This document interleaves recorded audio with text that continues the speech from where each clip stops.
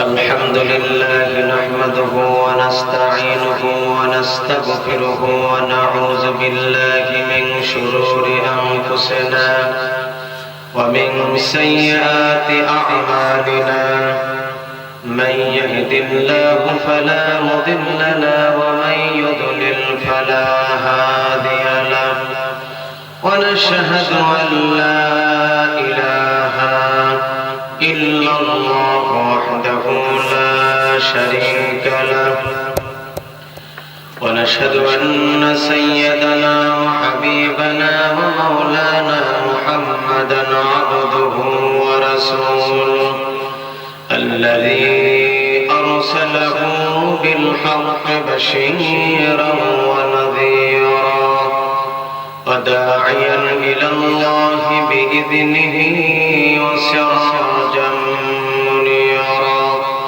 فقد قال الله تعالى في كلامه المجيد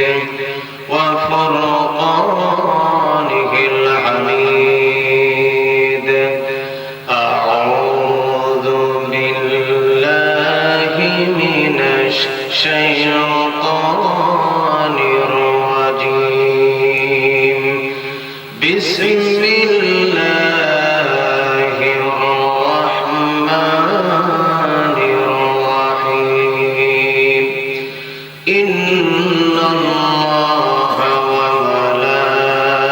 وملائكته يصلون على النبي يا أيها الذين آمنوا صلوا عليه وسلموا تسليما اللهم صل على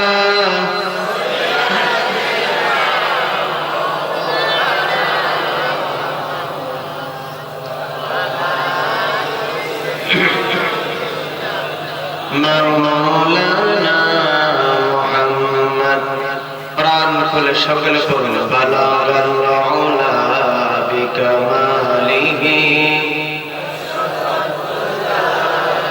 বিজামালিহি হাসনাত জামিউ খিসালিহি সাল্লু আলাইহি নসীমা জানবে बतहा गुजर कुन जहवालम मोहम्मद खबर कुन बलगल औला बिकमालिही कशफत दुजा बिजमालिही हसनत जमीउ खसालिही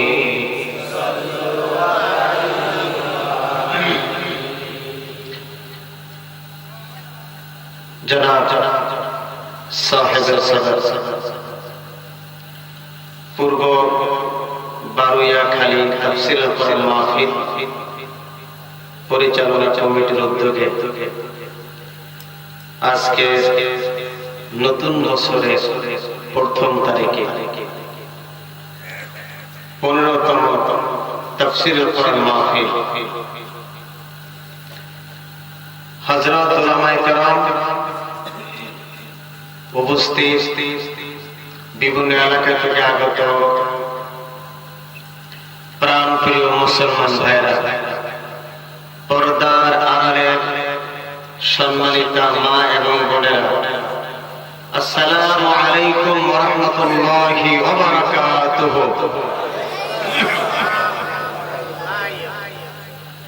রবের দরবারে কালিমাতুশ শুকর আদায় করছি যিনি আমাদেরকে দয়া করে মহব্বত করে তাফসীর কুরআন মাহফিলে আসার এবং বসার আলোচনা শোনার তৌফিক দিয়েছেন এজন্য রবের দরবারে কালিমাতুশ শুকর এবং সুজুদ পেশ করছি বলছি আলহামদুলিল্লাহ দুরূদ সালাম পেশ করছি সর্বকালের সর্বযুগের সর্বশ্রেষ্ঠ মহামানব বিশ্বসভার সভাপতি বিশ্ব মানব গোষ্ঠীর জন্য আল্লাহ পাক যাকে শিক্ষক হিসেবে পৃথিবীতে পাঠিয়েছেন, তার প্রতি দরুদ সালাম সকলে পড়ুন সাল্লাল্লাহু আলাইহি ওয়াসাল্লাম। জান্নাতের সুউচ্চ মাকাম কামনা করছি ওই সকল ব্যক্তিদের পক্ষ থেকে যাদের রক্ত, ত্যাগ, মেহনত, সংগ্রামের বিনিময়, জীবনের বিনিময় ইসলামের এই সুমহান আদর্শ আমাদের কাছে এসে পৌঁছেছে। আল্লাহ পাক যেন সকলকে জান্নাতের সুউচ্চ মাকাম দান করেন, আমিন। সম্মানিত উপস্থিতি,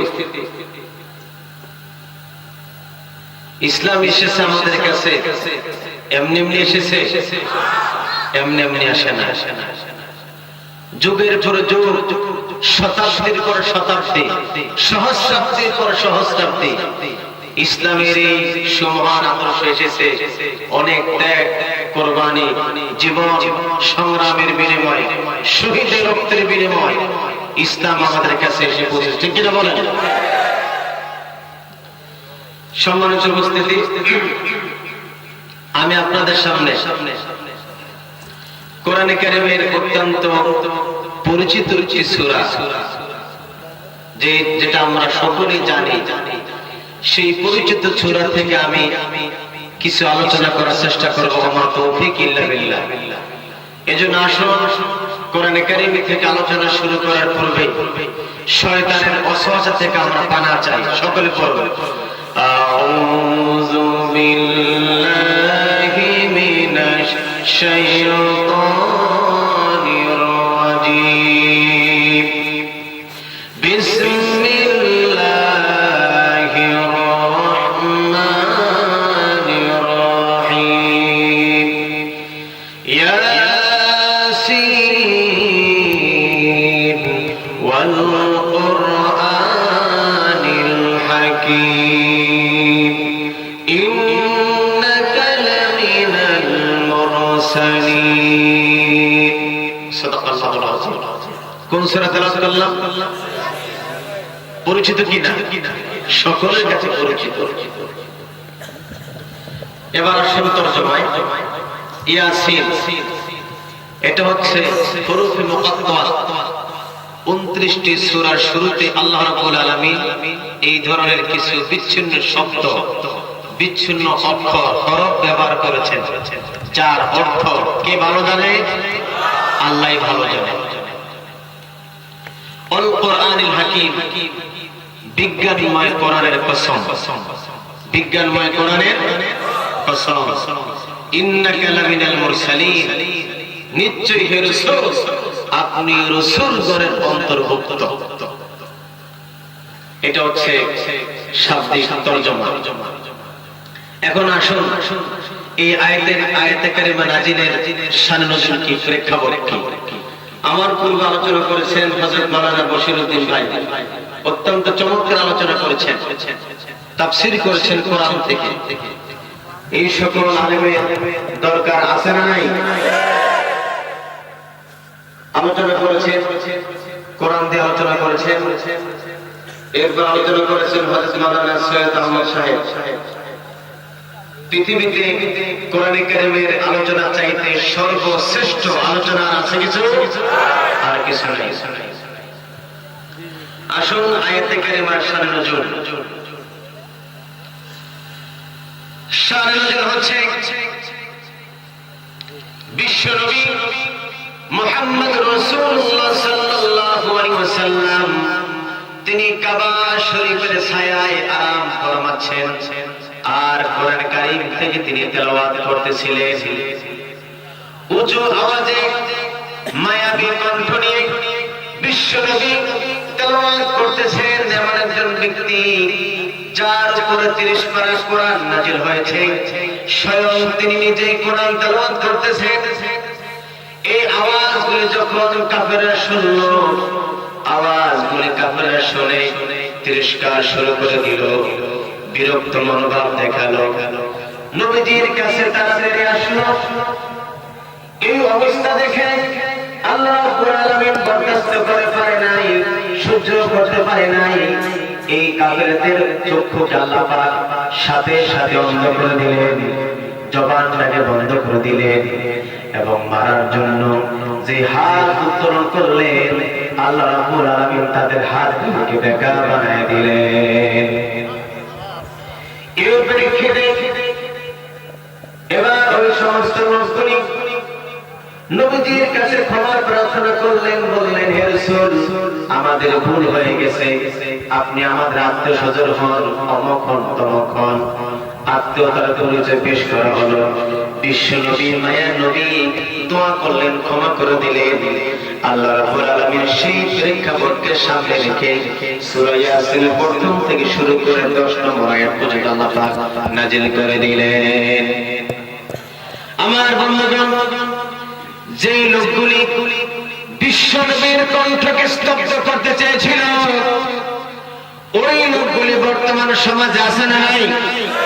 আছে কিনা?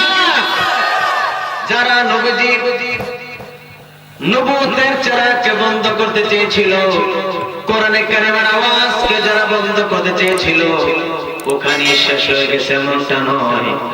ওই লোকগুলি তাদের নাতিপুতি গোষ্ঠীর লোকেরা এখন আছে, কিয়ামত পর্যন্ত এই লোকগুলির সমাজে থাকবে। ঠিক কিনা বলে? তাদের স্বভাব যেমন ছিল, তাদের প্রেতাত্মারা, তাদের গোষ্ঠীর লোকেরা আজও কোরআন কারিমের বিরুদ্ধে চারণ করবে। ইসলামের কথা যারা বলবে, কোরআনের কথা যারা বলবে, তাদের বিরুদ্ধে ওই সমস্ত গোষ্ঠীর লোকেরা এখনো তারা বিরুদ্ধাচরণ করে যাবে, বন্ধ হবে না। পৃথিবীর সর্বশ্রেষ্ঠ মহামানব, তার ব্যাপারে যখন এই ধরনের আচার আচরণ করা হয়েছে, আমি আপনি সাধারণ মানুষ, আপনার বিরুদ্ধে আমার বিরুদ্ধে তো সেটা স্বাভাবিক, ঠিক কিনা? কিন্তু এই সকল পরিবেশ পরিস্থিতির মোকাবেলায় ধৈর্য হারানো যাবে? ধৈর্য হারানো যাবে না। সাহাবাজমিন কি ধৈর্য হারিয়েছিলেন? তারা কি কোরআনের আওয়াজ, কোরআনের দাওয়াত দেওয়া, কালেমার দাওয়াত দ্বারা তারা বন্ধ করেছেন? তারা বন্ধ করেন নাই। কোরআনের মালিক কে? চিল্লিয়ে বলুন, কোরআনের মালিক কে? আল্লাহ হচ্ছেন কোরআন কারীমের মালিক। এর আওয়াজকে স্তব্ধ করা যাবে না। যারা এই কোরআন কারীমের আওয়াজকে স্তব্ধ করতে আসবে, তারাই পৃথিবীর ইতিহাস থেকে স্তব্ধ হয়ে যাবে, তারাই পৃথিবী থেকে তারা ধ্বংস হয়ে যাবে। ঠিক বলে? যুগে যুগে বহু ইতিহাস নীরব সাক্ষী বয়ে যাচ্ছে। ইতিহাস সেটাই বলছে। মূসা আলাইহিস সালামকে বিরুদ্ধাচরণ করেছিল কে? ফেরাউন। আল্লাহ পাক অ্যাকশন নিলেন নাই। নমরুদের সময় ডিস্টার্ব করেছিল কে? ইব্রাহিম আলাইহিস সালামের সময় ডিস্টার্ব করেছিল কে? নমরুদ। আল্লাহ পাক অ্যাকশন নেন নাই? নিয়েছেন। আমার রাসূলের সময় যারা বিরুদ্ধাচরণ করেছিল, আল্লাহ পাক তাদের ব্যাপারে চুপ ছিলেন, নীরব ছিলেন? অ্যাকশন নিয়েছেন কিনা? অবশ্যই আল্লাহ পাক অ্যাকশন নিয়েছেন। সে আল্লাহ পাক দুর্বল হয়ে গেছেন বুঝি? আল্লাহ পাক এখনো আছেন, এখনো তার যখন সেই পরিবেশ সৃষ্টি হবে, আল্লাহ পাক তিনি তখন সেই অ্যাকশন নেবেন। এটা হচ্ছে আয়াতে কারিমার শানে নুজুল। এখন আসেন আয়াতে কারিমার ফাজাইল। এই সূরার ফাজাইল, ফজিলত জানার দরকার আছে না নাই? আছে। প্রত্যেকটি মানুষের দেহের মধ্যে, বডির মধ্যে কল অন্তর আছে না? আছে কিনা? কোরআন কারীমের কলব হলো সূরাতুল ইয়াসিন, কলবুল কোরআন। সূরা ইয়াসিন হচ্ছে কোরআন কারীমের কলব। সুবহানাল্লাহ। আমার বন্ধুগণ, হাসরের ময়দানে জান্নাতীরা যখন জান্নাতে চলে যাবে, জাহান্নামীরা যখন জাহান্নামে চলে যাবে, আল্লাহ রাব্বুল আলামিন পর্দার আড়াল থেকে বলবেন, ও আমার জান্নাতীরা, আমি তোমাদের সাথে যে ওয়াদা করেছিলাম তোমাদেরকে এমন এমন জান্নাত দেওয়া হবে, সেই ওয়াদা মাফিক তোমরা কি সেই জান্নাত তোমরা পেয়েছো কিনা? তখন সকল জান্নাতি বলবে, রব্বুল আলামিন, এমন জান্নাত তুমি আমাদেরকে দান করেছো যেই জান্নাত জীবনে কোনোদিন চোখে দেখি নাই, যেই জান্নাত সম্পর্কে মনে কোনোদিন কল্পনা করি নাই, যেই জান্নাত সম্পর্কে কোনোদিন কানেও শুনি নাই, এমন জান্নাত পেয়েছি চিন্তা করতে পারি না, অবাক হয়ে যাই। যা চাই তার সামনে চলে আসে, মুখে মুখে বলার কোনো প্রয়োজন হয় না, মনে মনে কল্পনা করতে দেরি, সামনে আসতে হাজির হতে দেরি হয় না। আল্লাহ পাক বলবেন ওয়ালাদাইনা মাজিদ, আমার কাছে আরো আছে, আমার কাছে আরো আছে। এই কথা বলার সঙ্গে সঙ্গে জান্নাতের অবাক হয়ে যাবে রব্বুল আলামিন। এর চাইতে আরো আবার কি বেশি আছে, এর চাইতে আবার কি বেশি আছে। তখন সমস্ত জান্নাতের পক্ষ থেকে বিশ্বনবী মুহাম্মদ সাল্লাল্লাহু আলাইহি সাল্লাম তিনি দাঁড়িয়ে যাবেন, তিনি বলবেন রব্বুল আলামিন তোমার কাছে এর চাইতে আরো বেশি আছে। কি জিনিস তোমার জান্নাতীরা বুঝতে পারে নাই? মাবুদ, তবে তোমার জান্নাতীদের আকাঙ্ক্ষা হলো তোমাকে একটু যারা দেখতে চায়। সুবহানাল্লাহ। কাকে দেখতে চায়? আল্লাহকে দেখতে চায়। এই কথা বলার সঙ্গে সঙ্গে আল্লাহর সামনে থেকে সমস্ত পর্দাগুলি, 70,000 নূরের পর্দাগুলি সরে যাবে, দূর হয়ে যাবে। আল্লাহ রাব্বুল আলামিন জামে আফরোজ হবেন, মঞ্চে চলে আসবেন। এইভাবে আল্লাহ রাব্বুল আলামিন স্টেজে বসবেন, ডান পাশে মুহাম্মদ সাল্লাল্লাহু আলাইহি সাল্লাম বসবেন, বাম পাশে দাউদ আলাইহিস সালাম বসবেন। এইভাবে সকল নবী রাসূল যখন মঞ্চে বসে যাবে, আল্লাহ রাব্বুল আলামিন তখন বলবেন দাউদ, তোমাকে আমি জবুর কিতাব নাযিল করেছিলাম, আজকে জান্নাতের এই উদ্বোধনী এই মাহফিলের মধ্যে তুমি জবুর কিতাব থেকে শোনায়া দাও। দাউদ আলাইহিস সালাম জবুর কিতাব তেলাওয়াত করবেন। দাউদের কণ্ঠে জবুর কিতাব শুনে तमाम জান্নাতীর এক নয় দুই নয় 8,000 বছর পর্যন্ত জান্নাতীরা অচেতন হয়ে যাবে। আবার যখন হুঁশ ফিরবে, এবার আল্লাহ রাব্বুল আলামিন বিশ্বনবী মুহাম্মদ সাল্লাল্লাহু আলাইহি সাল্লামকে বলবেন, হাবিব, দিনের জন্য সবচেয়ে বেশি কষ্ট করেছেন আপনি, এবার আপনি আপনার মধুর কণ্ঠে সূরা ইয়াসিন আপনি তেলাওয়াত করে শোনায় দেন। কোন সূরা? চিল্লা বলুন, কোন সূরা? আল্লাহর হাবিব ইয়াসিন সূরা তেলাওয়াত করবেন।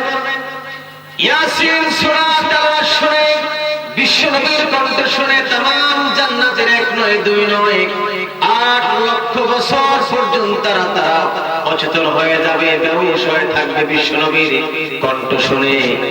এবার যখন হুঁশ ফিরবে, জান্নাতের বলবে রব্বুল আলামিন তোমাকে কোনদিন চোখে দেখি নাই, আজ আমরা তোমাকে দেখতে পাইতেছি। মাবুদ গো, তুমি দয়া করে তোমার কণ্ঠে একটু তেলাওয়াত করে আমাদেরকে শোনায়া দাও।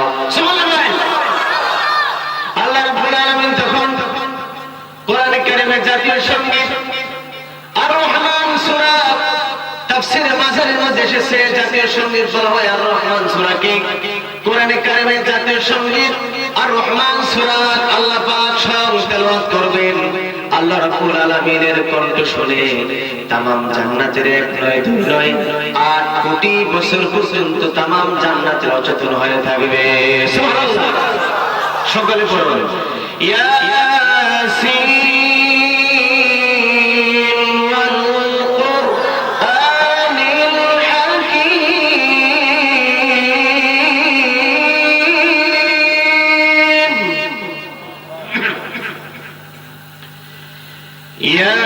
ইয়াসিন ওয়াল কুরআনিল হাকীম।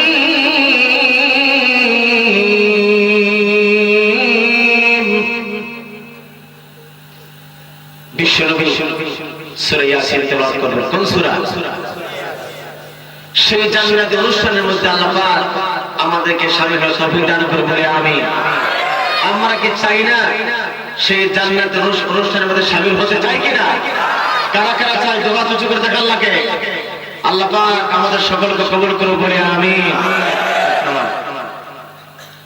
এবার আসেন এই সূরার আরেকটি ফাজাইল। হাদিসটি এসেছে তিরমিজি, দারমি এবং বাইহাকী শরীফ, এই তিনখান হাদিসের কিতাবে হাদিসটি এসেছে। যদি কোনো ব্যক্তি অত্যন্ত মহব্বত, ভালোবাসা, শ্রদ্ধার সহিত সূরা ইয়াসিন তেলাওয়াত করে, আল্লাহ রাব্বুল আলামিন পুরস্কার হিসাবে 10 বার কোরআনে কারীম খতম করে সওয়াব আল্লাহ পাক আমলনামায় দিয়ে দিবেন। সুবহানাল্লাহ। এমন কোন নবী বলেছেন, মুমূর্ষু ব্যক্তি যখন মৃত্যুর শয্যায় শায়িত হয়ে যায়, ওই ব্যক্তির পাশে বসে যদি কোনো ব্যক্তি ইয়াসিন সূরা তেলাওয়াত করে, ইয়াসিন সূরা তেলাওয়াত করার কারণে আল্লাহ রাব্বুল আলামিন ওই মুমূর্ষু ব্যক্তির মৃত্যুর কষ্টকে আল্লাহ পাক ইহসান করে দেন। এখন কথা হলো, জীবনে কোনদিন কোরআন পড়ে নাই, জীবনে কোনদিন কোরআন বোঝার চেষ্টা করে নাই, কোরআনের আন্দোলনের সঙ্গে জীবনে কোনদিন শামিল হই নাই, এমন ব্যক্তির পাশে যদি একবার নয়, দুইবার নয়, কাবা শরীফের ইমাম সাহেব যদি ইয়াসিন সূরা 1000 বার তেলাওয়াত করে, তাহলে কিন্তু আমার ভাইরা মৃত্যুর কষ্ট কিন্তু এহসান হবে না। এর মানে হলো বাস্তব জীবনে, সামাজিক জীবনে, রাজনৈতিক জীবনে, পারিবারিক জীবনে, শিক্ষানীতির মধ্যে, দুনিয়ার সব জায়গায় মানতে হবে আল কোরআন। কি মানতে হবে? আল কোরআন মানতে হবে। আর যারা আল কোরআন মানার জন্য যারা চেষ্টা করবে, যারা এই পথে থাকবে, যারা এই মতে থাকবে, এমন ব্যক্তি যদি মৃত্যুর শয্যায় শায়িত হয়ে যায়, আর তাদের পাশে বসে যদি কোনো ব্যক্তি ইয়াসিন সূরা তেলাওয়াত করে, আল্লাহ রাব্বুল আলামিন এই সূরার বরকতে ওই মৃত্যুর কষ্টকে আল্লাহ পাক দূরীভূত করে দিবেন। সুবহানাল্লাহ। এজন্য দুনিয়ার সব জায়গায়, সকল জীবনে, সকল সেক্টরে আমরা কি কোরআন মানতে রাজি আছি? বলি ইনশাআল্লাহ।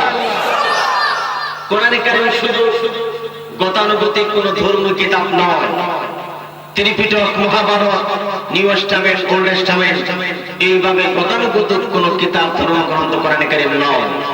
এর মধ্যে সকল সমস্যার সমাধান আছে না নাই? দুনিয়ার যত সমস্যা এই পর্যন্ত এসেছে, ভবিষ্যতে যত সমস্যা সামনে আসবে, তার নির্ভুল একটি সমাধান যেই কিতাবে পাওয়া যায়, তার নাম কি? আল কোরআন।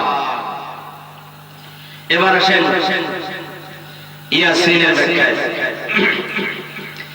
ইয়া হচ্ছে হরফে নেদা, আরবি জ্ঞান অনুযায়ী ইয়া হচ্ছে হরফে নেদা। কেউ কেউ বলেছেন ইয়াসিন এটা আল্লাহ পাকের নাম, কেউ কেউ বলেছেন ইয়াসিন দ্বারা বোঝানো হয়েছে হে ইনসান, হে মানুষ। তবে যতগুলো তাফসীর করেছি এই সূরা তাফসীর করার পূর্বে, তাফসীর যতটুকু করেছি, এর মধ্যে অধিকাংশ তাফসীরের মধ্যে এসেছে ইয়াসিন দ্বারা বোঝানো হয়েছে ইয়া সাইয়্যিদ, ইয়া নেতা। সুবহানাল্লাহ। এখানে ইয়া সাইয়্যিদ, ইয়া মানে হে, হরফে নেদা, সিন দ্বারা বোঝানো হয়েছে সাইয়্যিদ। সাইয়্যিদ মানে নেতা, সাইয়্যিদ মানে সরদার, সাইয়্যিদ মানে কমান্ডার, সাইয়্যিদ মানে লিডার। এখানে সাইয়্যিদ বলতে বোঝানো হয়েছে কাকে? মুহাম্মদ সাল্লাল্লাহু আলাইহি ওয়াসাল্লামকে বোঝানো হয়েছে। এর মানে হলো আমার রাসূল শুধু রাসূল নয়, আমার রাসূল শুধু নবী নয়, তিনি কি? নেতা। তিনি কি? নেতা। আমেরিকার একজন দার্শনিক, তার নাম হলো মাইকেল এইচ হার্ট।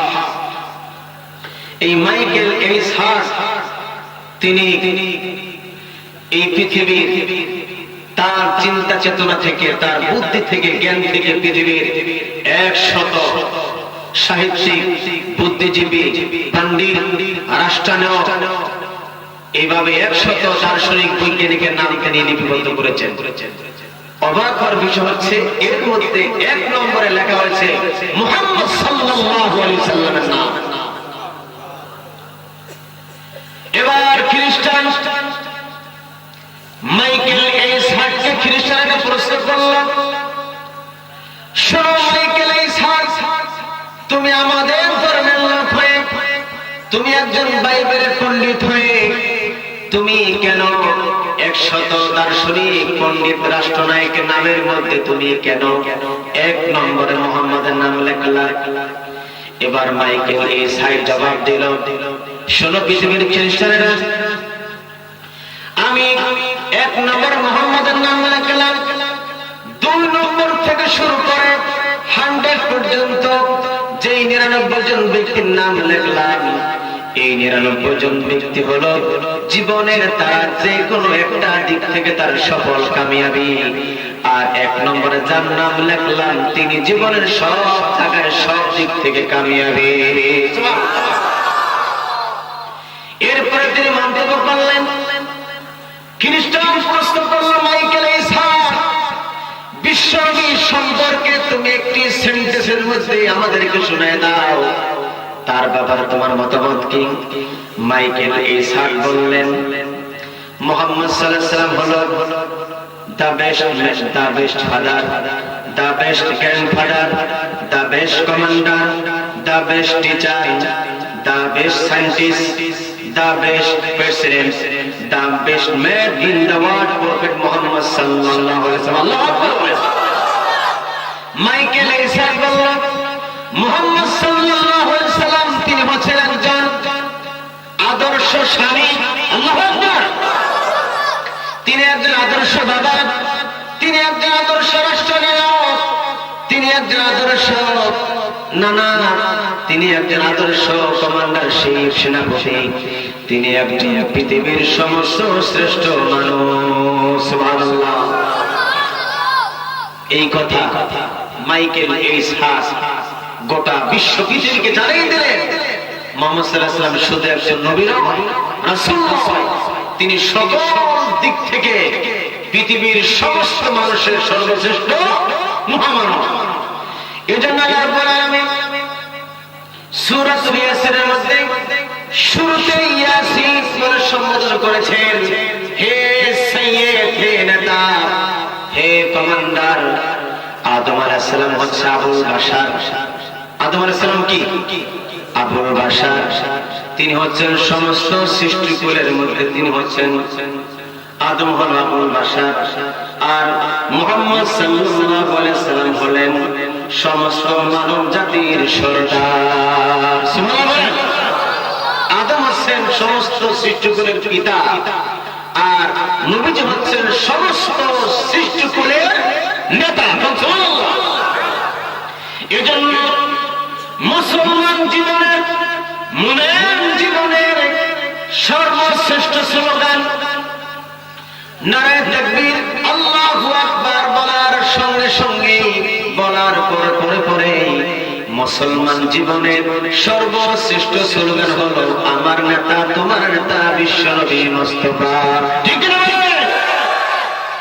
এই স্লোগান আজ আমরা দেই, আজ আমরা স্লোগান দেই না। আহা, আমার রাসূল কত মাজদুম আমরা বানিয়ে ফেলেছি। দুনিয়ার সব স্লোগান দেই, সমস্ত শক্তি ব্যয় করে, অর্থ ব্যয় করে, টাকা ব্যয় করে, কিন্তু মুসলমান আফসোস, মুসলমান জীবনের মুমিন জীবনের সর্বশ্রেষ্ঠ স্লোগান দিতে পারলাম না। আজকে থেকে আমরা ওয়াদা করি এই স্লোগান আমরা সব জায়গায় দিব। রাজি আছেন? সকলে রাজি আছেন? এই স্লোগান দিতে হবে। এটা হচ্ছে মুসলমান জীবনের সর্বশ্রেষ্ঠ স্লোগান। এবার আসেন ইয়াসিনের দ্বিতীয় ব্যাখ্যায়। তাফসীরের মধ্যে এসেছে ইয়াসিন হে সাইয়্যিদ, হে নেতা, হে লিডার। আল্লাহ রাব্বুল আলামিন তার রাসূলকে ঘোষণা করেছেন। এখন পৃথিবী যারা রাষ্ট্র পরিচালনা করেছেন, রাষ্ট্র পরিচালনা করবেন, যারা করেছেন এবং করবেন, তাদের দিক থেকে প্রশ্ন আসতে পারে। আল্লাহ রাব্বুল আলামিন তিনি তার হাবিবকে হে নেতা, হে কমান্ডার বলে ঘোষণা করলেন, রাসূলকে রাষ্ট্র পরিচালনা করেছেন। এই প্রশ্ন কাফেরদের পক্ষ থেকে আসতে পারে। কে জানে? কে জানেন? জনগণ কে জানে? আল্লাহ পাক জানেন যে এই প্রশ্ন তাদের কাছ থেকে আসতে পারে। এজন্য আল্লাহ রাব্বুল আলামিন রাসূল যখন মদিনায় হিজরত করলেন, হিজরত করার পরে আল্লাহ পাক তাকে রাষ্ট্র ক্ষমতা দিলেন। দিয়েছেন কিনা? জোরে বলে দিয়েছেন কিনা? নবীজি দোয়া করলেন, রব্বি আদখিলনি মুদখাল সিদকি ওয়া আখরিজনি মুখরাজ সিদকি ওয়াজআলনি মিন লাদুনকা সুলতানান নাসীরা। আল্লাহু আকবার। নবীজি দোয়া করলেন, রব্বুল আলামিন তুমি আমাকে সত্য সহকারে প্রবেশ করাও আর সত্য সহকারে বের করো, আর আমাকে দ্বীন কায়েম করার জন্য এই কোরআনে কারীমকে সংবিধান হিসাবে প্রতিষ্ঠিত করার জন্য তুমি আমাকে সাহায্যকারী শক্তি হিসাবে রাষ্ট্র শক্তি তুমি আমাকে দান করে দাও। সুবহানাল্লাহ। এজন্য মাইকেল এইসাক বলেছেন, শুধু তিনি একজন শ্রেষ্ঠ ফাদার নন, তিনি শ্রেষ্ঠ নানা নয়, তিনি একজন পৃথিবীর সর্বকালের সর্বশ্রেষ্ঠ প্রেসিডেন্ট। আল্লাহু আকবার। কত সুন্দর সমাজ তিনি কায়েম করেছেন। তিনি যে সমাজ কায়েম করেছিলেন সেই সমাজ সম্পর্কে তিনি নিজেই বলেছেন, খায়রুল কুরুনি কারনি, আমার যুগ হলো সর্বশ্রেষ্ঠ যুগ। এই যে আমার যুগ সর্বশ্রেষ্ঠ যুগ রাসূল তৈরি করলেন, ঘোষণা করলেন, কি দিয়ে করেছেন ভাই? জোরে বলেন, কি দিয়ে করেছেন? রাসূল যেই কোরআন দিয়ে সর্বশ্রেষ্ঠ যুগ ঘোষণা করলেন আইএমএ জাহিলিয়াতকে, সেই কোরআন এখন আছে না নাই? আছে না নাই? সেই কোরআন দিয়ে যদি রাষ্ট্র পরিচালিত হয়, সেই কোরআন দিয়ে যদি সমাজ পরিচালিত হয়, সেই কোরআন দিয়ে যদি আইন পরিচালিত হয়, তাহলে এখনো এই কোরআন বাংলাদেশটাকে সর্বশ্রেষ্ঠ দেশ হিসাবে উপহার দিতে সক্ষম কিনা?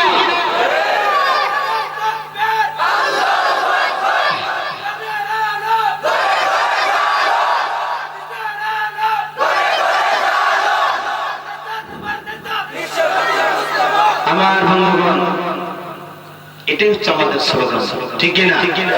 এটা আমাদের স্লোগান উচিত ছিল।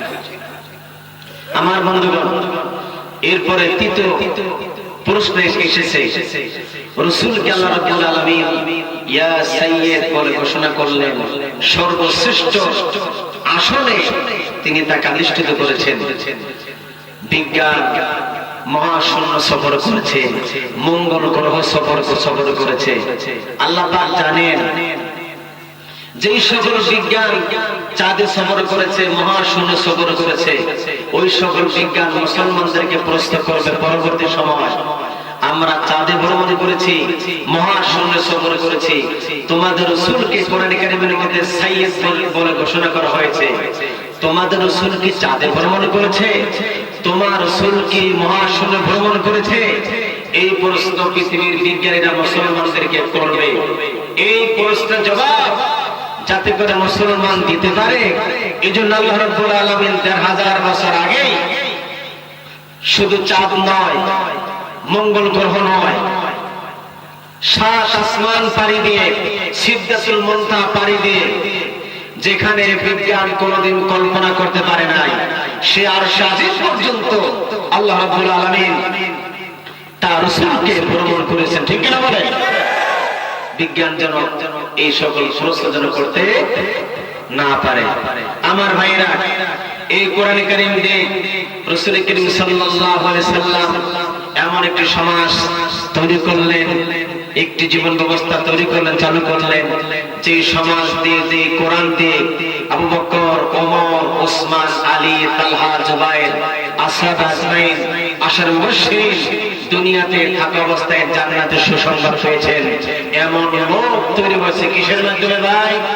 কিসের মাধ্যমে? কোরআন কারীমের মাধ্যমে। এমন সমাজ রাসূল চালু করেছেন। আজ কোন নেতার আদর্শ নয়, কোন ব্যক্তির আদর্শ নয়, কার্ল মার্কস, লেনিন, ডারউইনের আদর্শ নয়, কোন ব্যক্তির আদর্শ নয়, কারো পিতার আদর্শ নয়। আজ এই হাহাকার, দুর্নীতি, অপসংস্কৃতি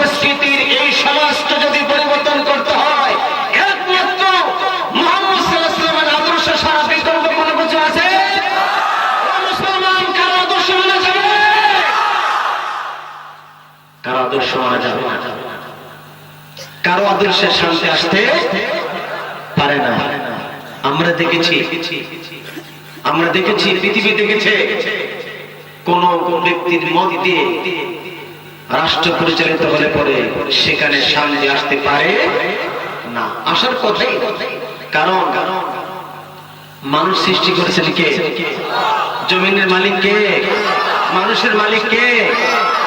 যে আল্লাহ জমিন সৃষ্টি করেছেন, মানুষ সৃষ্টি করেছেন, সেই আল্লাহ মানুষের চলার জন্য একজন নেতা পাঠিয়েছেন আদর্শ হিসাবে। তার নাম কি? মুহাম্মদ সাল্লাল্লাহু আলাইহি ওয়াসাল্লাম।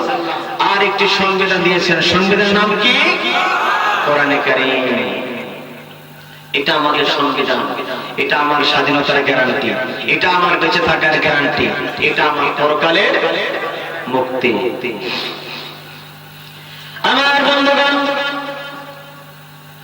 যারা বিশ্বনবী মুহাম্মদ সাল্লাল্লাহু আলাইহি সাল্লামকে দুনিয়ার সকল ক্ষেত্রে নেতা মানতে পারবে না, এই লোকগুলি যখন মারা যাবে, কাবার ইমাম সাহেব যদি দোয়া করে, মক্কা মদিনার ইমাম যদি দোয়া করে, তাহলে কিন্তু ওমান নাবিউকা, অথবা কবরে যে প্রশ্ন করা হয় মান হাজার রাজুল, এই ব্যক্তিকে আল্লাহর কসম করে শোনায় যায় এই ব্যক্তি কোনোদিন এই জবাব দিতে পারবে না।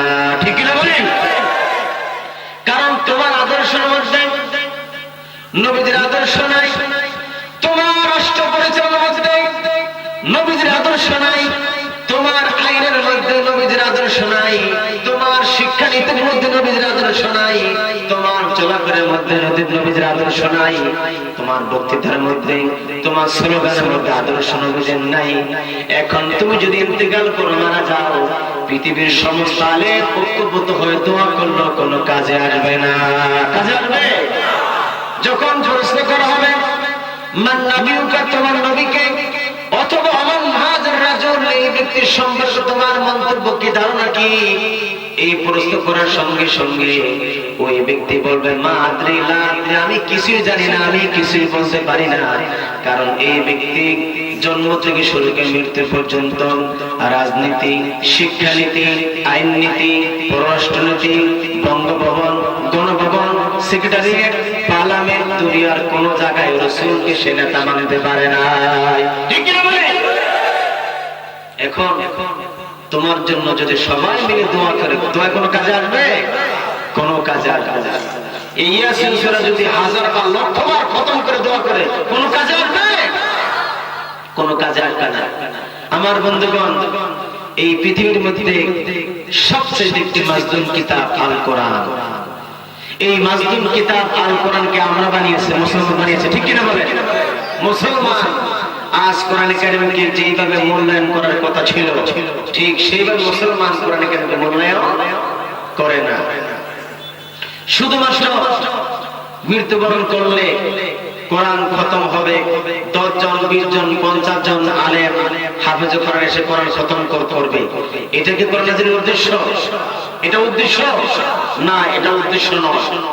কোরআন এসেছে রান্নাঘর থেকে শুরু করে রাষ্ট্রীয় ভবন পর্যন্ত দুনিয়ার সব জায়গায় বিধান কায়েম করার জন্য কোরআন এসেছে। এটা হচ্ছে সংবিধান। এটা কি? এটা কি সংবিধান?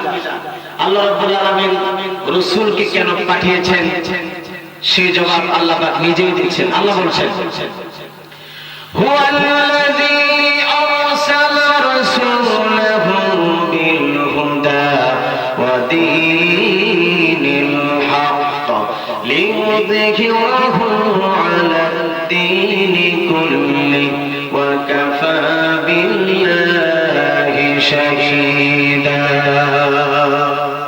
আল্লাহ বলছেন তিনি সে আল্লাহ যিনি তার রাসূলকে পাঠিয়েছেন নেতা হিসেবে, আর সাথে দিয়েছেন একখানা কিতাব কোরআন দিয়েছেন, যাতে পৃথিবীর সকল মতবাদের উপরে ইসলামকে সর্বশ্রেষ্ঠ আসনে প্রতিষ্ঠিত করা যায়। এই জন্য কোরআন দিয়েছেন। আমার বন্ধুগণ, জবাবদার সকলে, পৃথিবীতে ইসলামী মতবাদের বাইরে আরো অনেক মতবাদ আছে কিনা? সমাজতন্ত্র আছে কিনা? ধর্মনিরপেক্ষ মতবাদ আছে কিনা? এই সকল মতবাদ এইগুলি হলো বরবাদ। এগুলি কি বরবাদ। একমাত্র শান্তি আসতে পারে ইসলামী মতবাদ, ইসলামী মতবাদ। এই কথা আমাদের বুঝতে হবে। এই কথাগুলো মানুষের কাছে মেসেজ, এই কথাগুলো আমাদের পৌঁছাইতে হবে। আমার বন্ধুগণ, একটু জিকির করেন লা ইলাহা ইল্লাল্লাহ,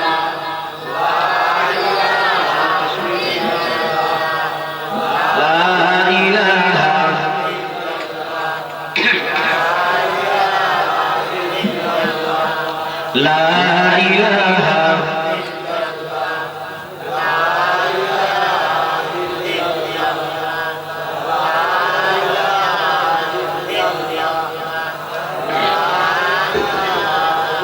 জোরে লা ইলাহা ইল্লাল্লাহ, লা ইলাহা ইল্লাল্লাহ,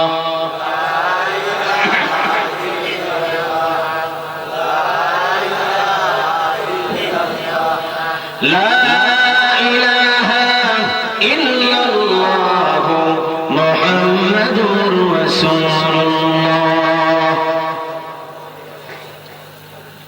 আমার বন্ধুগণ, রাসূল করিম সাল্লাল্লাহু আলাইহি সাল্লাম পৃথিবীর সর্বশ্রেষ্ঠ মহামানব, তিনি সর্বশ্রেষ্ঠ রাষ্ট্রনায়ক, তিনি সুন্দর সমাজ গঠন করেছেন। এই কথাগুলি মানুষ যাতে বুঝতে না পারে, মানুষের কাছে যাতে এই কথাগুলি আসতে না পারে, এজন্য পৃথিবীর সমস্ত তাগুত ইহুদি ঐক্যবদ্ধ হয়েছে। তার সাথে যুক্ত হয়েছে কিছু মুসলমান নামধারী মুনাফিক, ঠিক কিনা বলে? প্রত্যেক নবী রাসূল যখন তার সমাজে দেশে হক কথা প্রচার করেছেন, হকের দাওয়াত দিয়েছেন, তখন বাধা এসেছে তিনটা শ্রেণী থেকে। কয়টা শ্রেণী থেকে? জোরে বলুন, কয় শ্রেণী থেকে? তিন শ্রেণী থেকে। এর মধ্যে একটি হলো রাষ্ট্রশক্তি। একটা কি? রাষ্ট্রশক্তি। দুই নম্বর হলো ধনাঢ্য ব্যক্তিবর্গ। তিন নম্বর হচ্ছে স্বার্থবাদী পুঁজিবাদী কিছু মুসলমান, মুসলমান নামধারী কিছু মুনাফিক, ঠিক কিনা বলেন? সকল নবীর ইতিহাস খুলে দেখেন, এই তিন ধরনের ব্যক্তিদের কাছ থেকেই বাধা এসেছে। সেই বাধা সেখানে শেষ না এখনো আছে? ভয় পাবেন না, এখন আছে কিনা? আজ তাফসীরুল কোরআন মাহফিলে অনুমতির প্রয়োজন হয়। আমি ডিস্ট্রিক্টের নাম নেব না। 23 তারিখে প্রোগ্রাম ছিল, 13 তারিখে ডিসি সাহেব নিজেই ফোন দিয়েছেন, কথাবার্তা বলেছেন। তিনি বলেছেন যে হুজুর, আপনার মাহফিলে 9টা শর্ত দেওয়া হয়েছে, এই 9টি শর্তকে ফলো করে আপনি মাহফিলে কথা বলবেন। আমি বললাম 9টা শর্ত আমি পূরণ করব, তবে আমি আপনাকে দাওয়াত দিচ্ছি, দয়া করে আপনি মাহফিলে আসবেন। এই কথা বলে তিনি রাজি হলেন। রাজি হওয়ার পরে 14 তারিখে তিনি হঠাৎ করে মাহফিলটা বন্ধ করে দিলেন। নাউযুবিল্লাহ, কত বড় শয়তান! আবার 23 তারিখ প্রোগ্রাম, 22 তারিখে আবার তাদেরকে ডেকে এনে অনুমতি দেয়। এটা কি তার লক্ষণ ভালো? 23 তারিখে মাহফিল, 22 তারিখে পারিবেশন দিলে কি করে লোকেরা? লক্ষণ কি ভালো? লক্ষণ ভালো নয়। এইগুলো মুনাফিকের বাচ্চা। এগুলো কি মুনাফিকের বাচ্চা? মুসলমান নাম সেজে এইগুলি তারা মুনাফিক করছে। এই সকল মুনাফিক থেকে সাবধান থাকতে হবে, ঠিক কিনা বলেন? আমার বন্ধুগণ, পৃথিবীর দ্বিতীয় বৃহত্তম মুসলিম দেশ বাংলাদেশ, যেই দেশের মুসলমানেরা আজানের আওয়াজের মাধ্যমে ঘুম ভাঙে, যেই দেশের মুসলমান আজানের আওয়াজ শুনে ঘুমিয়ে যায়, সেই দেশের মুসলমানদের পূজা পার্বণে কোনো বাধা নাই, নাটক থিয়েটারে কোনো অনুমতির প্রয়োজন হয় না, গান বাজান বাজনার কোনো অনুমতির পারমিশন প্রয়োজন হয় না। আফসোস, দুঃখের বিষয়, আজ মুসলমানদের ঘাড়ে মুনাফিকরা নেতৃত্ব দেওয়ার কারণে আজ তাফসীরুল কোরআন মাহফিলের অনুমতির প্রয়োজন হয়। তাফসীরুল কোরআন মাহফিলের পক্ষ থেকে পারমিশন পাওয়া যায়, ঠিক না বলে? কি করবে? চুপচাপ থাকলে হবে? বসে থাকলে হবে? বসেও থাকা যাবে না, চুপচাপ থাকা যাবে না। যার যার অবস্থান থেকে কোরআনে কারিমের আন্দোলনকে বেগবান করার জন্য এগিয়ে যেতে হবে বলে ইনশাআল্লাহ।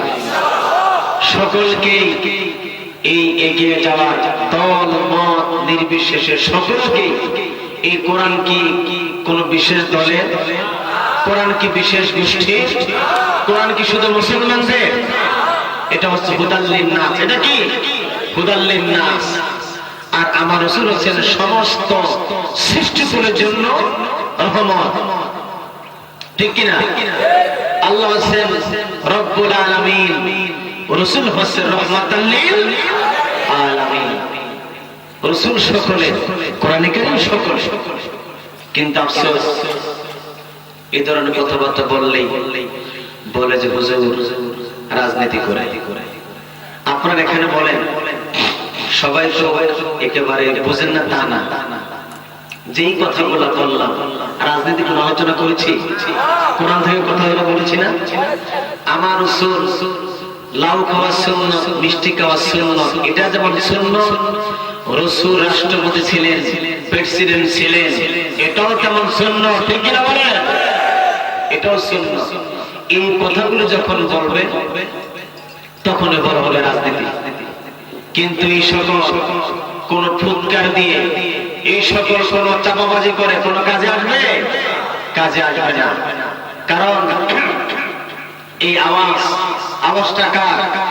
আল্লাহর জমিনে আল্লাহ পাক এই আওয়াজকে টিকে রাখবেন। আল্লাহ বলছেন ইউরিদুনা লিইউতফিউ নূরাল্লাহি বিআফওয়াহিহিম ওয়াল্লাহু মুতিম্মু নূরিহি ওয়ালাউ কারিহাল কাফিরুন। তরজমা করতে গিয়ে কবি বলছেন সতেজা কা রহা হ্যায় अजल से तायम्मुज, सतेजा का रहा है अजल से तायम्मुज, चरागे मुस्तफा भी से शरारे भूला भी। সে আবহমান কাল থেকে মুহাম্মদ সাল্লাল্লাহু আলাইহি ওয়াসাল্লামের নবুয়তের চেরাগকে, তাওহীদের বাতিকে নিভিয়ে দেওয়ার জন্য আবু জেহেল, শায়বা, উতবার গোষ্ঠীরা চেষ্টা করে নাই, কিন্তু নিভাতে পেরেছে? এখনো আবু জেহেল, শায়বা, উতবার গোষ্ঠীর আছে না নাই? তারা হাজার চেষ্টাকে নিভাতে পারবে? যারা ইসলামের আওয়াজকে নিভানোর চেষ্টা করবে, ফু দিবে, তাদের জবান বন্ধ হয়ে যাবে। তারা দুনিয়া থেকে লাঞ্ছিত হয়ে, বেইজ্জত হয়ে দুনিয়া থেকে বিদায় হয়ে যাবে। আর যারা কোরআনের পক্ষে থাকবে তাদের সম্মান আল্লাহ পাক দুনিয়াতে এবং আখিরাতে বৃদ্ধি করে দিবেন, ঠিক না বলে? আমরা তাদের সাথে থাকতে চাই, ঠিক কিনা? তাদের সাথে আমরা থাকতে চাই। যত বাধা বিপত্তি আসুক না কেন, আমরা ইসলামের পথ থেকে, কোরআনে কারিমের পথ থেকে, কোরআনের বাণী প্রচারের পথ থেকে আমরা এক চুল পরিমাণ পিছপা হব না। রাজি আছেন সবাই? কারা কারা রাজি আছেন? তোমরা তো চোখ আল্লাহকে দেখাও।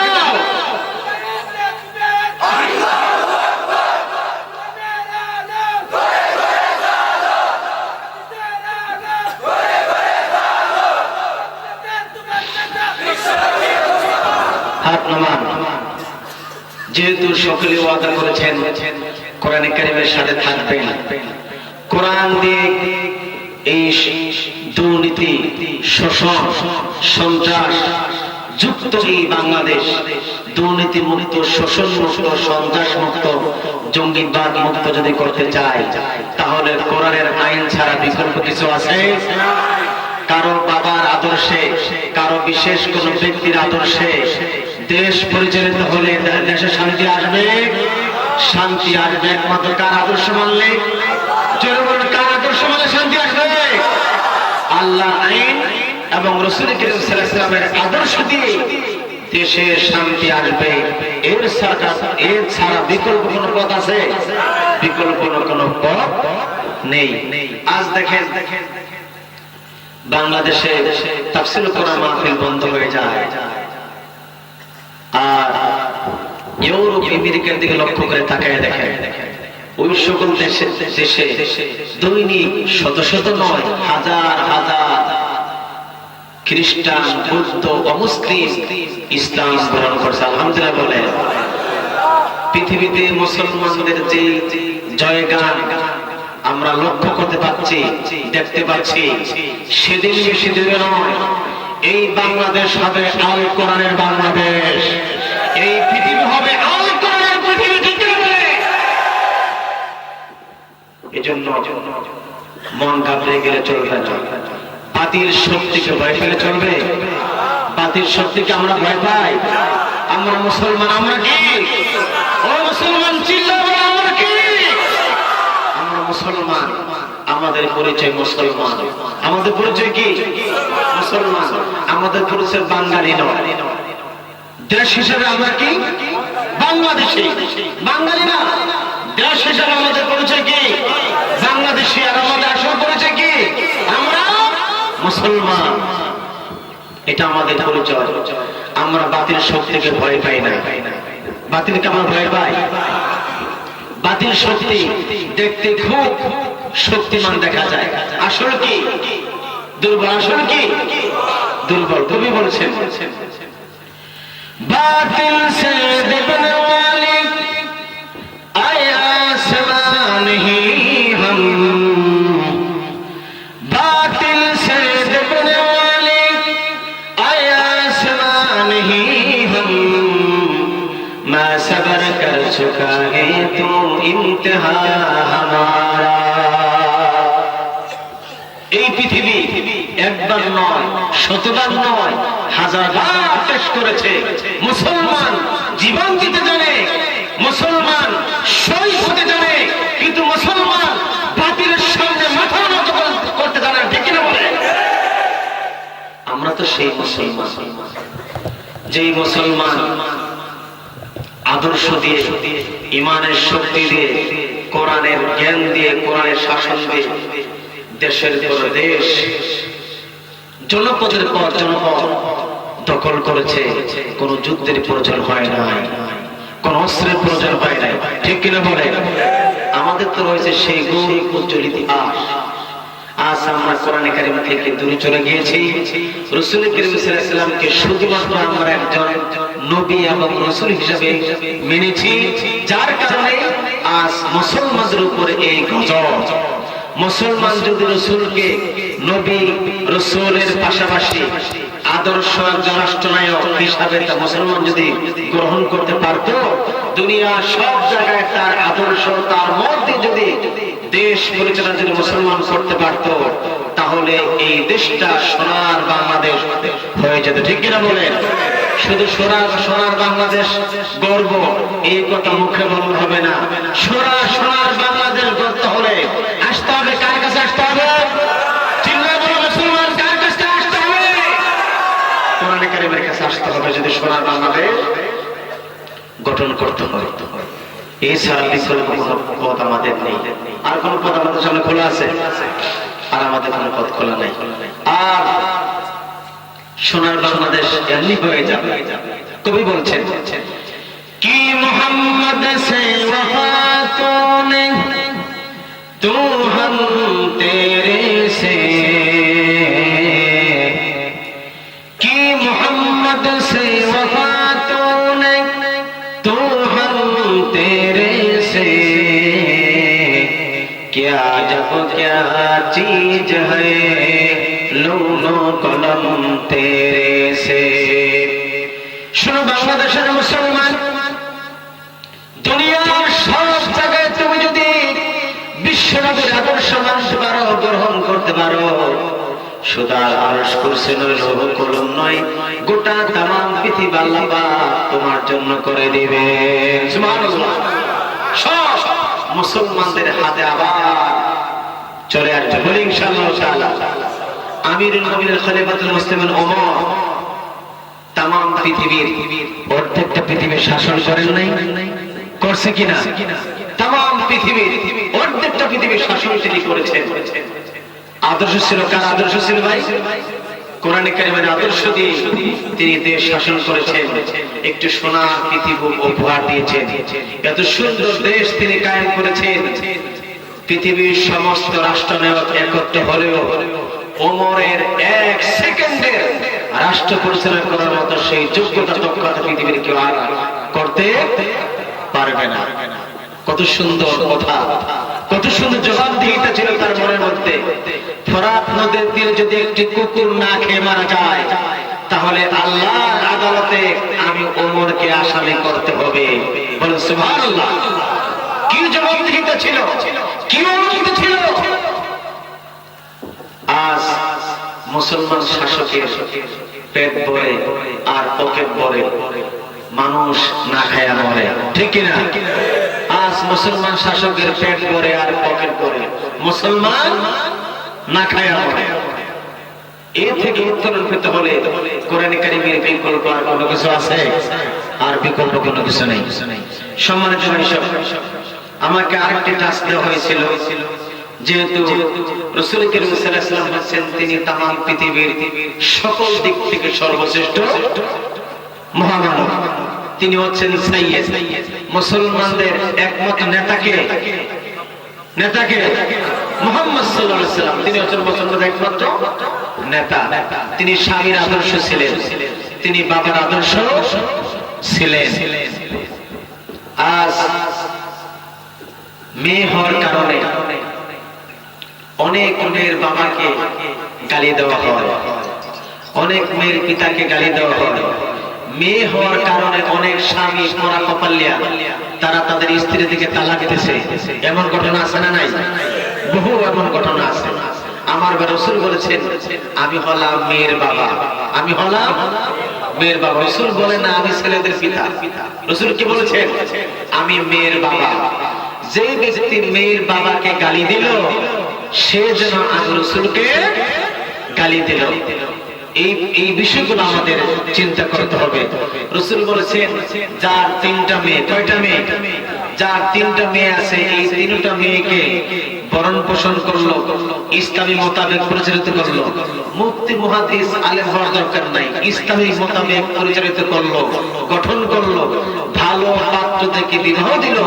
রাসূল বলেছেন ওই মেয়ের পিতামাতা আর আমি রাসূল জান্নাতে থাকবো। এইভাবে পাশাপাশি বলছে সুবহানাল্লাহ। এই মর্যাদা কে দিয়েছেন? ইসলাম দিয়েছেন। কে দিয়েছেন? ইসলাম দিয়েছেন। আজ পৃথিবীতে নারী সংগঠনের নামে রাজধানীতে ঢাকায় বড় বড় শহরে তারা মিছিলে নামে, কপাল পরা আফসোস। এই সকল নারী সংগঠন তারা যদি বুঝতো ইসলাম তাদেরকে কি অধিকার দিয়েছে, তাহলে এই নারীগুলো রাস্তা নামতো? রাস্তা নামতে আমার প্রয়োজন হতো না। তাদের উচিত ছিল মিছিল করা দরকার ছিল, সাংবাদিক ব্রিফিং করা দরকার ছিল যে গভর্নমেন্ট সরকার, এটা দ্বিতীয় বৃহত্তম মুসলিম দেশ, তোমার পক্ষ থেকে আমরা কোনো করুণা চাই না, দয়া চাই না। ইসলাম আমাদেরকে যে অধিকার দিয়েছে, যে ইজ্জত সম্মান দিয়েছে, সেই সম্মান সেই ইজ্জত আমাদেরকে ফিরিয়ে দাও। আমার ভাইরা, ব্র্যাক নাম শুনছেন না? ব্র্যাক নাম শুনছেন কিনা? কক্সবাজার বাইরে কি ব্র্যাক নাম শুনেন নাই? এই ব্র্যাক এনজিওর পক্ষ থেকে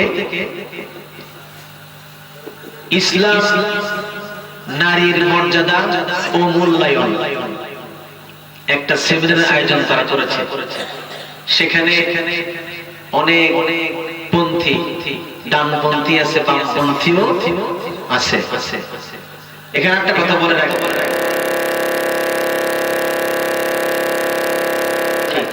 মুসলমান কোনদিন বামপন্থী হতে পারে? বামপন্থীদের নেতাকে শয়তান, বামপন্থীদের নেতাকে শয়তান, আর ডানপন্থীদের নেতা হলো নবী রাসূল। নবী রাসূল ডানপন্থীদের নেতা, ডানপন্থীদেরকে নিয়ে নবী রাসূল জান্নাতে চলে যাবে। বামপন্থীদের নেতা হলো শয়তান, ইবলিস, সে বামপন্থীদেরকে নিয়ে কোথায় চলে যাবে? জাহান্নাম। সেখানে নারীর অধিকার মূল্যায়ন কথা হলো। সেখানে তারা অনেক কথা বলেছেন, অনেক ইসলামকে তিরস্কার করেছেন, কটূক্তি করেছেন। ভাগ্য করবে আমার মতো একজন ছোট্ট মানুষ সেখানে আমিও দাওয়াত পেয়ে গেলাম।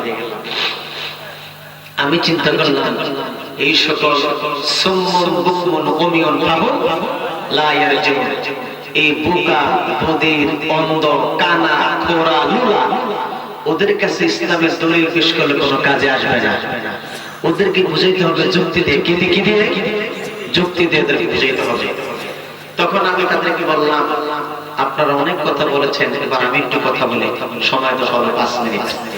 আমি বললাম, আপনারা বলতেছেন যে ইসলাম পুরুষের নারীদের চাইতে পুরুষের অধিকার বেশি দিয়েছে, ইসলাম নারীদেরকে ঠকিয়েছে। নাউজুবিল্লাহ। আমরা কি তাই মনে করি ভাই? আমরা তা মনে করি না। আমরা মনে করি ইসলাম নারী পুরুষকে সমান অধিকার দিয়েছে। তবে তবে কিছু কিছু জায়গায় নারীদেরকে বেশি দিয়েছে, পুরুষদেরকে কম দিয়েছেন। কিছু কিছু জায়গায় পুরুষদেরকে বেশি দিয়েছে, নারীদেরকে কম দিয়েছেন। কিন্তু যোগ করলে কি? সমান সমান। যোগ করলে কি? জিকির করেন লা ইলাহা ইল্লাল্লাহ।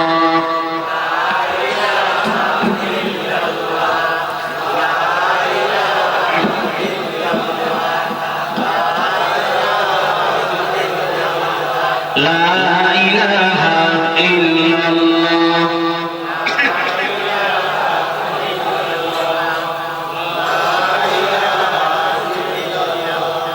লা ইলাহা ইল্লাল্লাহ। লা ইলাহা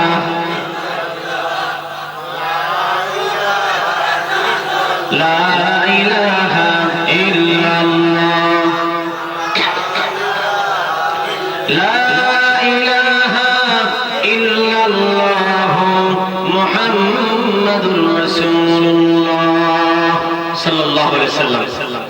কি বলতেছিলাম আমি? ইসলাম সমান অধিকার দিয়েছেন। যেমন মনে করেন ক্লাসের মধ্যে 2 জন ছাত্র একই সমান সমান নম্বর পেল, সর্বশেষ সকল সাবজেক্টের সকল বিষয় যোগ করার পরে নারী দুজন ছাত্র সকলেই সমান সমান নম্বর পেয়েছে। এর মানে কি সকল সাবজেক্টে কি দুজন সমান নম্বর পেয়েছে? বিষয়টা এমন নয়। দেখা গেছে একজন ছাত্র বাংলা প্রথম পেপারে পাইছে 80, আর এক ছাত্র বাংলা প্রথম পত্রে পাইছে 75। আবার দ্বিতীয় ছাত্র সে বাংলা প্রথম পত্রে পেয়েছে 75, দ্বিতীয় পত্র পাইছে 85। এইভাবে দেখা গেছে সকল সাবজেক্ট মিলাইয়া যোগ করলে দুজন ছাত্র কি সমান সমান। এটা বললাম। 2 নম্বর বললাম, দেখেন ইসলাম সমস্ত মায়েদের পায়ের নিচে সন্তানের কি বেহেশত। ইসলাম বলে নাই বাবার পায়ের নিচে সন্তানের বেহেশত। ইসলাম এটা বলেছে? কখনো বলে নাই। এরপরে বললাম, পুরুষ যখন মারা যায় তখন পুরুষদেরকে কাপড় দেওয়া হয় কয়টা? মহিলাদেরকে দেওয়া হয় কয়টা? 5টা। এখানে ঠকাইছে না জিতাইছে? জিতাইছে। সাহাবী প্রশ্ন করেছিল, হে রাসূল খেদমত করব কার? রাসূল কি বলেছিলেন? তোমার মায়ের। কয়বার বলেছেন কথা? 3 বার বলেছেন মায়ের কথা, 1 বার বলেছেন বাবার কথা। ইসলাম কি নারীকে ঠকালো না জিতালো? জিতাই দিল। এইভাবে যখন বিভিন্ন বিষয়ে যুক্তি পেশ করলাম, তখন কিছু কিছু মানুষ নাস্তিক, তো কিছু কিছু মানুষ আমার সাথে একমত পোষণ করলো, আর কিছু কিছু মানুষ কপাল করা ওই যে সুলমন বুকমন অমিন বাংলাইয়া তারা বক্তব্য পোষণ করতে পারলো না। আজকে এই কথাগুলো নারীদের কাছ থেকে আসতো না যদি আমার দেশের নারী সমাজ ইসলাম জানতো, কোরআন জানতো, হাদিস পড়তো। ঠিক কিনা? আজ আমাদের সন্তানগুলি হুমায়ুন আজাদের নাটকের বই পড়ে, এরপরে হুমায়ুন আহমেদ সাহেবের নাটকের বই পড়ে। ও যুব সমাজ, ও পিতামাতা যারা এখানে এসেছেন, বিনয়ের সাথে বলি, হুমায়ুন আজাদের, হুমায়ুন আহমদ সাহেবের এই উপন্যাস পড়ে আপনার ছেলে কিছুই শিখতে পারবে না। আপনার ছেলেকে কোরআন কারিমের তাফসীর পড়ান, আপনার মেয়েকে কোরআন কারিমের তাফসীর পড়ান, মহিলা সাহাবীদের জীবনী পড়ান, হাদিস পড়ান। জীবনটা সুন্দর হয়ে যাবে, ঘর ফ্যামিলি পরিবারটা জান্নাতি হয়ে যাবে। ঠিক কিনা বলেন? আজ না বুঝে আমরা মেয়েদের বাবাদেরকে গালি দিই। আরেকটি বিষয় টাচ করা হয়েছিল, বেদাত সম্পর্কে। আপনাদের এই কক্সবাজার বেদাত আছে না নাই? বেদাতটা হচ্ছে কি? কতকে বলতে পারেন যে মাইক তো বেদাত। আমার মসজিদে আমি একবার বেদাত আলোচনা করছিলাম। আলোচনা করার পরে যে জিনিসগুলি রাসূল করিম সাল্লাল্লাহু আলাইহি ওয়াসাল্লামের জামানায় ছিল না, ইবাদতের মধ্যে পরবর্তী সময় ঢোকানো হয়েছে, এগুলো কি বেদাত। কিন্তু সেই বেয়াকুফ মুসল্লি বোঝে না। সে বুঝে কি রাসূলের জামানায় যা ছিল না, পরে যা আবিষ্কার হয়েছে তা সবই কি বেদাত।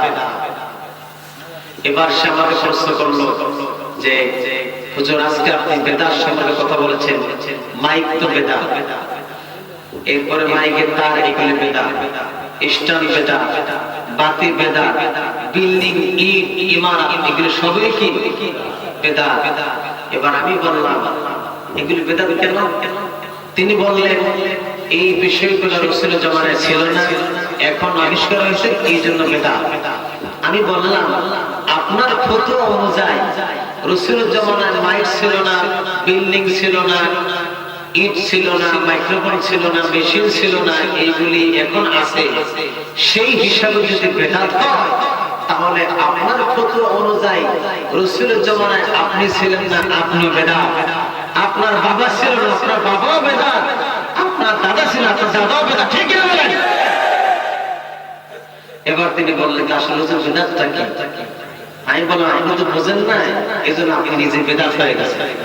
আসলে বেদাত রাসূলের জামানায় ছিল না, এখন আছে, তা বেদাত। বেদাত হচ্ছে ইসলামের মধ্যে সওয়াবের নিয়তে, আমলের নিয়তে যে আমলগুলি, যে কাজগুলি এখন মানুষ করতেছে, যেগুলি রাসূলের জামানায় ছিল না, কোরআন সুন্নাহয় ছিল না, সেইগুলি হচ্ছে কি বেদাত। যেমন মানুষ মারা গেল 3 দিন, 5 দিন, 7 দিন, 40 এগুলি করে কি করে না? সমাজে আছে না নাই? কে বলেছে আপনাকে যেদিন মারা যাবে তারপরে 3 দিনের দিন দোয়া করতে হবে? কে বলেছে আপনাকে যেদিন মারা যাবে তার 5ম দিন দোয়া করতে হবে? কে বলেছে? হিন্দুদের এই কালচার অনুযায়ী 40 করতে হবে? কে আপনাকে বলেছে? ইসলাম বলেছে কখনো কোথাও? আপনি বাবা মারা যায়, মা মারা যায়, যখন খুশি তখনই কি করবেন? দোয়া করবেন। এমন কি নফল সালাত, নফল নামাজ আদায় করতে গিয়ে সেটার মধ্যে গিয়েও চোখের পানি সে রব্বির হামহুমা কামা রাব্বায়ানি সগীরা, এই দোয়াগুলো করবেন। হাদিসের মধ্যে এসেছে সন্তান যখন এই দোয়া করবে চোখের পানি নাকের ডগায় আসার পূর্বেই ওই দোয়া আল্লাহর দরবারে কবুল হয়ে যায়। সুবহানাল্লাহ। কিন্তু এই দোয়া করতে কোনো দিনক্ষণ লাগে, ডেট প্রয়োজন হয়? দুনিয়ার মন্ত্রী, মিনিস্টার, চেয়ারম্যান মেম্বারে কোনো কাজ করতে গেলে ডেটের প্রয়োজন হয়, সময়ের প্রয়োজন হয়, কারণ তিনি অনেক ব্যস্ত কিনা? এক কাজ করতে গেলে দুনিয়ার সব কাজ বন্ধ করা লাগে, ঠিক কিনা? আমার আল্লাহ কি এমন? আমার আল্লাহ এমন না। পৃথিবীর সমস্ত মানুষ যদি একসাথে দোয়া করে, সমস্ত মানুষের কথা করে দোয়া করি একসাথে এত টাইমে, আল্লাহর পক্ষে শোনা সম্ভব কি সম্ভব না? অবশ্যই সম্ভব। তাহলে কেন আপনি 5 দিন করবেন, কেন 7 দিন করবেন, কেন এই আয়োজন করবেন? দ্বিতীয়, এখানে আলোচনা আছে, মাসালা হচ্ছে এই মৃত ব্যক্তির নামে যখন কোরবানি করা হয়, কোরবানি করার মায়ের ব্যক্তির নামে, মায়ের ব্যক্তির নামে যখন কোরবানি করা হয়, এই কোরবানির গোশতের হুকুম কি? এই কোরবানির গোশতের হুকুম কি? মাসালা। মায়ের ব্যক্তির নামে কোরবানি করলে এই কোরবানির গোশতের হুকুম হচ্ছে এই গোশত সদকা করে দিতে হবে। কি করতে হবে? এই গোশত খাওয়া যাবে না। কোরবানির গোশত আমরা সবাই খেতে পারি না? সবাই খেতে পারি। 3 ভাগের 1 ভাগ খাওয়া, 1 ভাগ গরিব মিসকিনকে দেওয়া, 1 ভাগ আত্মীয়স্বজন দেওয়া, এটা মুস্তাহাব, সুন্নাত। কিন্তু আমরা তো খেতে পারবো, কিন্তু মাইয়াত ব্যক্তির নামে মাসালা, এটা বানানোর কোনো কথা নয়। মাইয়াত ব্যক্তির নামে কোরবানি করলে সেই অংশটা গরিব মিসকিনকে দান করে দিতে হবে। ঠিক তদ্রুপ মাসালা হচ্ছে মাইয়াত ব্যক্তির নামে যদি অনুষ্ঠান করা হয়, খাওয়ার আয়োজন করা হয়, এই খাওয়ার মধ্যে এক নম্বরে সর্বপ্রথম অধিকার রয়েছে গরিব মিসকিন এতিমদের অধিকার রয়েছে, ঠিক না? কিন্তু আজ এই সকল অনুষ্ঠান করে দাওয়াত দেওয়া কাকে? চেয়ারম্যান সাহেব, মেম্বার সাহেব, কোটিপতি লাখপতি এদেরকে দাওয়াত দেওয়া হয়। আরে মাদ্রাসার অনেক এতিম ছাত্র থাকে, গরিব মানুষকে দাওয়াত দেওয়া হয়, এরা সিরিয়াল পায় না, অথচ খাওয়াটা কাদের অধিকার? গরিব মিসকিন ফকির তাদের অধিকার ছিল এক নম্বরে। কিন্তু যাদের খাওয়ার অধিকার, যারা খাওয়ার পাওয়ার ওয়াজিব প্রাপ্য, তাদেরকে দেওয়া হয় না, তাদের ভাইকে খাবার জোটে না। আর ভাইকে জোটে বড় বড় কোটিপতি এতিমগুলি, কোটিপতি এতিম, লাখপতি এতিমগুলি ভাইকে খাবার জোটে। এই বিষয়গুলো ভাই বুঝতে হবে। ইসলাম কোনো মন করা বিষয় নয়। ইসলাম কি কারো মন করা? কোনো মন করা বিষয় নয়। রাসূল করিম সাল্লাল্লাহু আলাইহি ওয়াসাল্লাম 1000 বছর আগে সব ওপেন করে দিয়েছেন, কোনো একটা বিষয় তিনি গোপন রাখেন নাই। কোনো মন করা কোনো কথা বলা যাবে না, কোনো মন করা কোনো আমল করা যাবে না। মন করা যখন কোনো কথা বলবে, কোনো কাজ করবে, তখনই কি হবে? বিপদ ঘটবে। আমাদের যখন জ্বর হয়, আমরা সবাই জানি জ্বর হলে পরে সাধারণত নাপা, প্যারাসিটামল, এইচ প্লাস এইগুলো আমরা খাই। তারপরেও জ্বর হলে আমরা ডাক্তারের কাছে যাই, ডাক্তারের কাছে গিয়ে আমরা ডাক্তারের পরামর্শ নিই। জানি নাপা খেলে জ্বর মুক্ত হয়ে যাবে, এইচ প্লাস খেলে, প্যারাসিটামল খেলে জ্বর মুক্ত হয়ে যাবে, জানার পরেও আমি তো ডাক্তার নই, যে ডাক্তার তার কাছে আমরা যাই, ঠিক না ভাই? তার কাছে আমরা যাই। কিন্তু আফসোস, ইসলামের বিধিবিধান মানতে গেলে আমরা ভালো হক্কানি আলেমের কাছে আমরা যাই না, আমরা তাদের কাছে আমরা যাই না। আর যাদের কাছে আমরা যাই, যারা ইলম কালামতে মন নাই, মাসলা মাসাল জানে না, এরকম লোকদের কাছে আমাকে ফতোয়া জিজ্ঞাসা করি, তখন হুজুর সাহেব ফতোয়াটা নিজের পক্ষের মত, নিজের মন দিয়ে ফতোয়া দিয়ে দেয়। আমার ভাইরা, এই যে মানুষ মারা গেলে 40 খাওয়া হয়, সবাইকে, ধনী গরিব সবাইকে ডেকে খাওয়া হয়, এটা হিন্দুদের সংস্কৃতি। কাদের সংস্কৃতি? কাদের? হিন্দুদের সংস্কৃতি। আপনার বিশ্বাস না করলে যারা হিন্দু ব্রাহ্মণ ঠাকুর যারা আছে, তাদের সাথে আলাপ করে দেখবেন যে বিষয়টা কি। ওরা 40 করে, আপনি 40 করে, যদি করেন পার্থক্য থাকলো কোথায়? এই কাজটা ভাই কোনোদিন করবেন না, কোনোদিন এই কাজটা করা যাবে না। আপনার বাবা আপনাকে লালন পালন করেছে, আদর করেছে, 3 দিনের দিন, 5 দিনের দিন, 7 দিনের দিন, 40 দিনের দিন, এমন হিসাব করে কোন বাবা সন্তানকে লালন পালন করেছে? এরকম হিসাব করে, দিন ক্ষণ টাইম হিসাব করে, তারিখ হিসাব করে কোন বাবা তার সন্তানকে আদর জন্য করেছে? করে নাই। তাহলে আপনি কেন আপনার বাবার ক্ষেত্রে, মায়ের ক্ষেত্রে দোয়া, ভালোবাসা, কান্নাকাটি করার ক্ষেত্রে আপনি কেন দিন ক্ষণ তারিখ ঠিক করবে? কিসের 3 দিন, কিসের 5 দিন? যে কোনো সময় যখন মন চায় তখনই দোয়া করব, ঠিক না বলেন? এই বিষয়গুলো আমাদের চেষ্টা করতে হবে। আরেকটা জিনিস, আপনি যদি আমলের নিয়তে কোনো ভালো কাজ করেন, যেই কাজটা ইসলাম সমর্থন করে নাই, কোরআন সুন্নাহ সমর্থন করে নাই, আপনার মনে মনে ভালো লাগতেছে, মন গড়া, ওই কাজটা করলে কি সওয়াব পাবে? সওয়াব হবে? সওয়াব হবে। দেখেন, বেদাত 2 প্রকার। কয় প্রকার? 2 প্রকার বানানো হয়েছে। এই বেদাত হাদিস অনুযায়ী অকুল্লা বেদাতুন দালালা, অকুল্লা দালালাতুন ফিন্নার। সকল বেদাতে গোমরাহি, আর সকল গোমরাহি কি? জাহান্নামী। এটা রাসূলের হাদিস। এই বেদাতটাকে কিছু কিছু আলেম ওলামারা 2 ভাগে ভাগ করেছে, বেদাতে হাসানা, বেদাতে সাইয়্যিদা। জীবনের প্রায় প্রথম দিকে ব্রাহ্মণবাড়িয়া জেলায় একটা প্রোগ্রাম হলো আমার, আমি সেখানে প্রোগ্রাম করতেছিলাম। আমি যখন কথা বলবো, কথা বলার শুরুতে সভাপতি সাহেব বের করছেন, আর আমার ডান পাশে আরেকটি চেয়ার এনে রাখা হয়েছে। আমি বললাম, এই চেয়ারটা কিসের? বলো আমরা মাহফিলের শেষে যখন মোনাজাত করব, তখন রাসূল করিম সাল্লাল্লাহু আলাইহি ওয়াসাল্লাম তিনি এখানে আসবেন, এসে বসবেন, নাউযুবিল্লাহ। এরপরে বলতেছে তারা মিলাদ পড়তে হবে, এটা বেদাতে হাসানা, এটা বেদাতে হাসান। আমি বললাম এইভাবে কোনদিন সাহাবীরা, তাবিঈন, তাবে তাবিঈন, আইম্মা মুজতাহিদিন, চার মাযহাবের চারজন কোন ইমাম এইভাবে কোনদিন রাসূলকে ইয়া নবী সালাম আলাইহি সম্মিলিত ওয়ালাইকুম সালাম দেয় নাই, করে নাই। এটা কেন করবেন? তখন তিনি আমাকে বলল এটা বেদাতে হাসান। এটা বেদাতে কি হাসান? খেয়াল করে শোনেন। যেহেতু মুসাফির ছিলাম, যোহরের ইমামতি আমি করতে পারি নাই, আসরের ইমামতি আমি করতে পারি নাই, এখন মাগরিবের ইমামতি করার সুযোগ আমার এসে গেল আল্লাহর পক্ষ থেকে। চিন্তা করলাম এদেরকে আমি কোরআন সুন্নাতে যত বোঝাই, বিচার মানে তালগাছ আমার। তখন আমি এদেরকে মাগরিবের নামাজে দাঁড়ায় গেলাম। মাগরিব নামাজে 3 রাকাত ফরজ, কয় রাকাত ভাই? 3 রাকাত। 3 রাকাত পরে আমার বসার কথা ছিল। আমি কি করলাম? এই বেদাতীদের দাঁত জবাব দেওয়ার জন্য এই আলোচনা আমার নেট ইন্টারনেট এই আলোচনা আছে।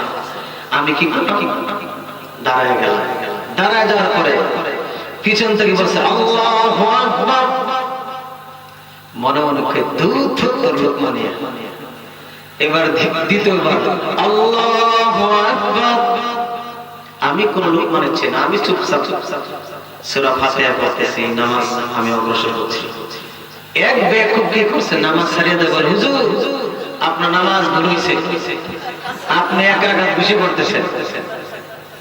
আমি কোনো অনুবাদ করলাম না। পড়া দরকার ছিল কয় রাকাত, আমি পড়ছি কয় রাকাত? 4 রাকাত পড়লাম।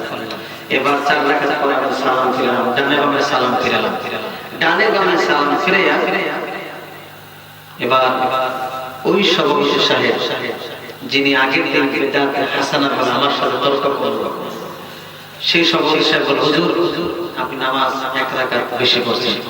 আমি বললাম 1 রাকাত বেশি বলে সমস্যা কোথায়? 1 রাকাত বেশি পড়ার কারণে একটা রুকু বেশি হলো, 2টা সিজদা বেশি হলো, সূরা ফাতিহা বেশি পড়লাম, ঠিক না? সময়টা বেশি দিলাম। না এটা হবে না। কেন হবে না? যেহেতু নামাজ 3 রাকাত ফরজ, 3 রাকাতই পড়তে হবে। আমি বললাম না, এটাও বেদাতে হাসানা। এটা কি বেদাতে হাসানা?